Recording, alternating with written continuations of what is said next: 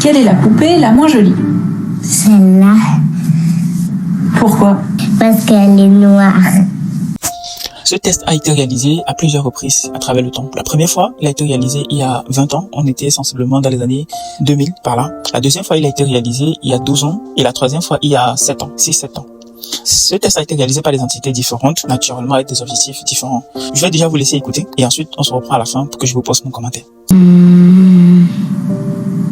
Celle-là, Pourquoi? parce que ma sœur, elle joue que avec ses poupées blanches. Ce serait la blanche moi. Pourquoi? Parce que j'aime bien ses yeux bleus. Quelle est la poupée la moins jolie? Celle-là, Pourquoi? je sais pas. Parce qu'elle est noire. Quelle est la poupée la moins jolie?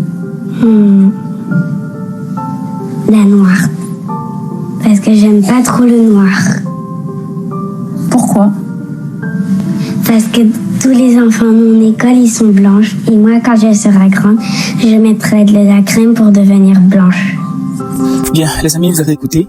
Et on est tous d'accord à dire que c'est bien dommage, malheureusement, pour nos enfants qui naissent et grandissent avec cette idée de croire que la blanche, la peau blanche est celle qui est idéale. Et malheureusement, nos parents également, nous ne sommes pas des moindres. D'ailleurs, on peut sembler ne pas verbalement manifester notre appartenance alors que dans le comportement et l'attitude quotidien, on fait le contraire. Lorsque on se décape la peau, on utilise des produits de beauté décapants, dépigmentants, et lorsque on met sans vergogne et vraiment sans état d'âme des mèches qui sont des représentations de la chevelure blanche, c'est comme si on refusait de croire qu'effectivement le naturel africain a aussi sa part de beauté, a aussi sa part de vertu. Voilà nos parents ce que nous faisons pendant que nos enfants grandissent avec cette idéologie que nous ne cessons consciemment ou pas de nourrir. Donc il n'est pas tard de prendre conscience de la gravité de la situation et d'essayer au quotidien de s'en améliorer malgré que nous soyons nous-mêmes profondément affectés et victimes tout comme nos enfants. D'ici là, portez-vous bien et à bientôt pour une nouvelle chronique.